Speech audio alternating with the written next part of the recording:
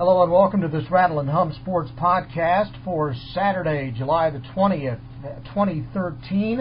It is the opening of Dallas Cowboys training camp, and joining us right now, covering the Cowboys for Rattle and Hum Sports, Matthew Postins. Matthew, how you doing? Fine, Bryan. How are you doing? Doing well. We just finished listening to the opening State of the Cowboys address by owner Jerry Jones and head football coach Jason Garrett. What are your initial thoughts?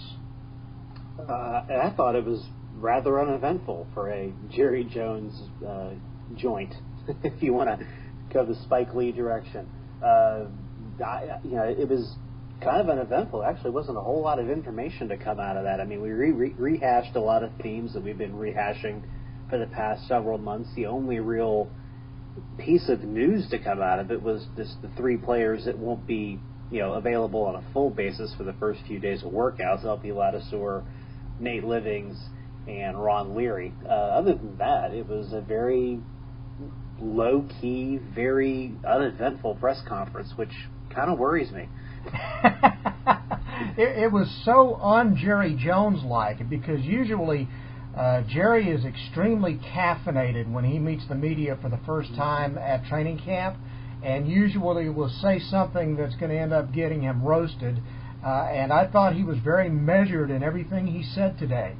There were no grand proclamations. There was no reference to glory hole. There was no reference to winning or else. It was, I don't know if somebody gave him a tranquilizer before he went out there, or maybe he's just swept up in the fact that it's his 25th anniversary as owner of the Dallas Cowboys and his 25th training camp, and maybe he just wants to, keep it low key for a while. I think we all know Jerry will eventually rear his ugly head, but for today, a slow news day. The one thing that did come out of today, I thought, was that he did go out of his way to try to establish that he is very much in support of and confident in Jason Garrett as the head coach, trying to reestablish that Jason is large and in charge of this Cowboys team. Well, I think he's always trying to do that to some degree, even though his actions, in a very real sense, undermine what Jason's able to do as a head coach. But this is Jerry's modus operandi during these large-scale press conferences. You saw it at the end of the season. You saw it after they made their moves in the coaching staff. You saw it after the draft. As much as Jerry seems to love the limelight and seems to love the talk, he's always going to great pains to try and put Jason Garrett in a good light, because I think he knows at the end of the day, Jason Garrett still has to go out there and coach the football team. And even though these players aren't blind, they know who really is in charge of this organization, Jason Garrett has to have some level of credibility with the players in this team, even if it's just at a reduced level. One of the things, I saw several tweets from different media members at Oxnard, and Brandon George, a friend of mine from the Dallas Morning News, was talking about the fact that Jerry was kind of reading from a list of sheets of paper, almost like a checklist this time. I mean, it looks like he was trying to stay very much on task for a change, rather than just shooting from the lip like he normally does. Yeah, he didn't seem to ramble. I mean, if you listen to his radio shows on a regular basis, especially during the season, it can be difficult to get a good sentence out of him sometimes, at least one that makes sense to most of us who had a high school education, have a decent grasp of grammar. Sometimes he takes words and he twists them in directions that make absolutely no sense. He did seem to have a real steadiness up there today. If you're interested in interpreting body language, he didn't seem very uncomfortable. He seemed to know exactly where he wanted to take the conversation. There was one question he was asked about Wes Phillips, the new tight ends coach, and I thought it was an interesting question, because you have a guy who's been in the organization for a few years, but he's taking on a new position group, and he's coaching a guy like Jason Witten. He's coaching a new guy in Gavin Escobar, and the Cowboys are putting a real emphasis on the 12 formation, which is the one back two tight end formation. And instead of talking about Wes Phillips, he talked about Jason Garrett for a minute and a half, and basically talked about how glad he is to have a guy like Jason Garrett who can, watch over a guy like Wes Phillips. And to me, that kind of made it sound like, well, maybe they don't have a whole lot of faith in Wes Phillips at this standpoint. That probably isn't the case. As has been the case this whole offseason, Jerry has been making it sound like Tony Romo has been less involved in the game plan than I'm sure he really is. This may have been one of those situations where Jerry's words kind of got twisted around and it, came out a different way than he wanted to. But overall, that sort of stuff didn't happen today. And then, of course, Jason Garrett had his opportunity to talk, and, nothing much of a surprise there. Jason's not exactly a quote machine to begin with. He did promise that they're going to run the ball better, that they're going to have to run the football better, and I think that is good news to anybody who follows the Cowboys. Now, whether it actually happens or not, it remains to be seen. Absolutely, and I think we've heard Jason Garrett in the past say, we have to run the football well, and he enumerated all the reasons that it's good to run the football, and those are all reasons that you and I have talked about. The running game helps the passing game, it helps the defense, it helps the red zone offense, it helps reduce turnovers. Anybody who has followed football for any length of time and understands the game knows how a good running game can really just help your whole overall football team. I don't think Jason Garrett's blind to that, but I do think that the last couple of years he's really gotten caught up in a quarterback's mentality and has really been putting the game in Tony Romo's hands, whether it be because he didn't think that DeMarco Murray and company could get the job done, or because he felt like the offensive line wasn't in the right frame to block the run on the regular basis, or just because he felt like I need to put the football in the hands of the best player on the offense. That's got to change in 2013. And I think Jason Garrett knows that. I think everybody in the organization knows that. Anybody who watched this team last year knows that. And one would hope that all of that talk this offseason about the running game comes to fruition this season, because I firmly believe that if they run the football better, they have a far better chance of making the postseason than if they don't. And, of course, about the only two specific players that got any real discussion time today, one, Tony Romo, and two, Des Bryant. Anything unusual that you heard there? I don't think so, except that Jerry kind of went out of his way to make sure he understood that when they say that they want Romo more involved, it's not that Romo isn't involved. They just want him more involved, and they've never really been definitive about what they mean by more involved. Garrett alluded to the fact that they want to be in constant communication with him throughout the off season, which I venture to say they do in years past anyway.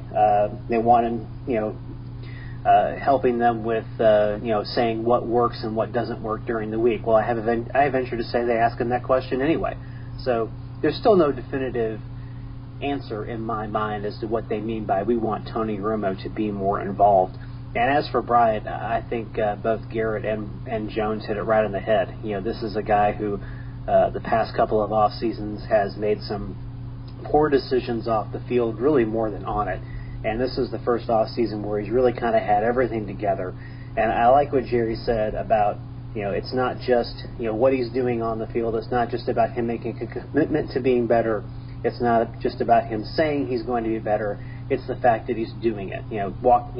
Walking, not just talking the talk, but walking the walk. And that's what Des Bryant has appeared to have been doing this off season. And Jerry acknowledged that. Jason acknowledged that. And that's going to that's going to go a long way to helping the offense, I think, having a focused and healthy Des Bryant for 16 games this year. The only real quote, the only real slogan from this thing, as opposed to glory hole last year, was when Jerry said something about burning the ships that sounded like a Bill Parcells saying, as far as forgetting about last year, moving on, and getting ready for this year. That seems to be about the most memorable slogan of this whole day. Yeah, I think so. I caught that quote as well, and it was very much in that context about, and I think the question was more about, the disappointment of the last few years, going 8-8, being that close to making the playoffs and winning the division and not, getting over the hump. And Jerry's point was, we do have to burn the ships. We do have to forget about what happened last year and move forward, learn from what happened in the past.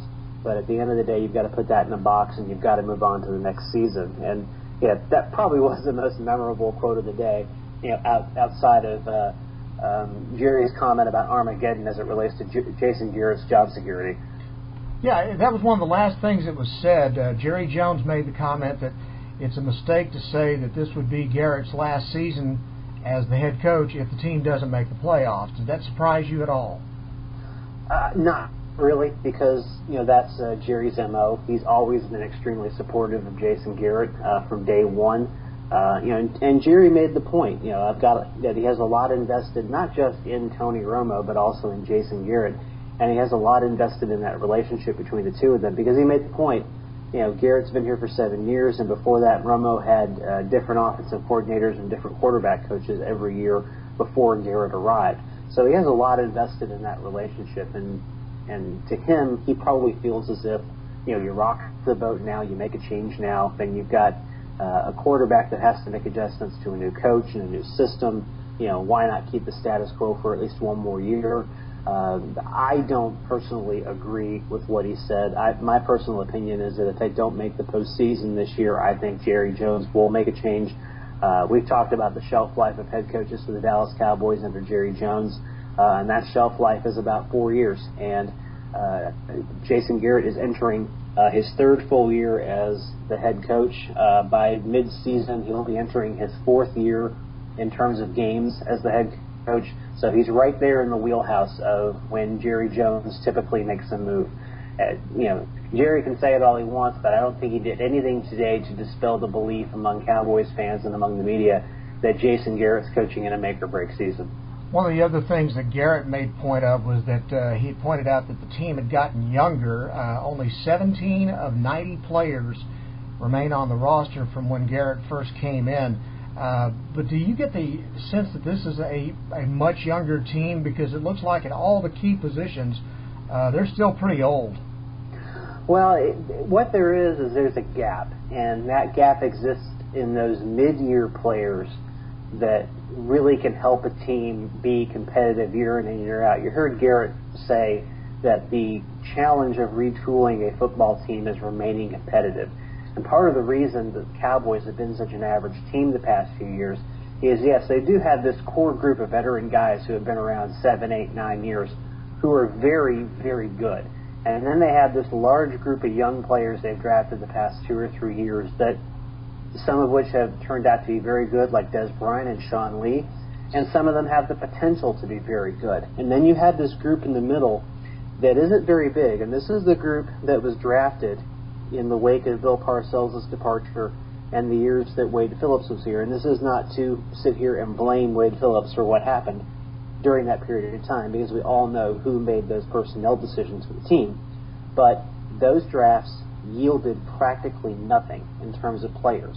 So now what you have is you have a team with a core group of veteran guys who are getting older, who still are talented and can still be productive, and you have a large group of young players who are still, to some degree, trying to find themselves, and you have nobody in the middle to bridge that gap.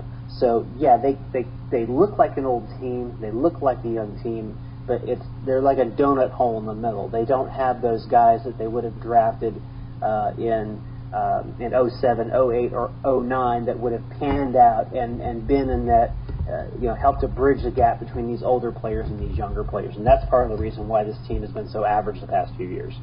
One thing that I did find interesting, and I can't remember from my time there last year, but the media is going to be barred from being able to watch the conditioning test this afternoon. You'll recall last year, Felix Jones, Andre Holmes, Brodney Poole all failed the conditioning test. This time, this thing is closed to the media.